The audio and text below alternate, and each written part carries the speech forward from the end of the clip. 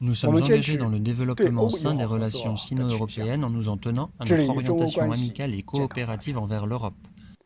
La coopération sino-européenne représente un enjeu pour la stabilité mondiale et la prospérité du continent eurasien. La politique chinoise à l'égard de l'Europe est établie sur la base de l'amitié. Elle a toujours pour objectif une coopération globale.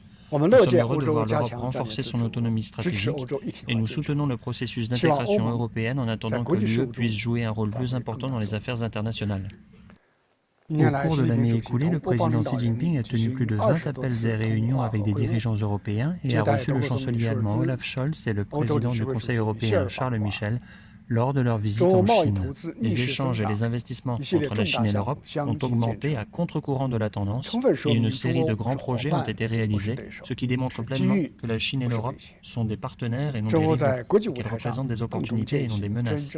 La pratique conjointe d'un véritable multilatéralisme sur la scène internationale et les efforts conjoints de la Chine et de l'Europe pour relever les défis du changement climatique, de la biodiversité et de la mondialisation revêtent une grande importance pour le monde et apportent une inspiration positive à l'humanité. Nous sommes prêts à continuer à gérer d'une manière adéquate les divergences et les différends avec la partie européenne sur la base du respect mutuel et de l'égalité, à renforcer la synergie stratégique et la coopération pratique pour réaliser main dans la main la stabilité, le développement et la prospérité en Asie et en Europe.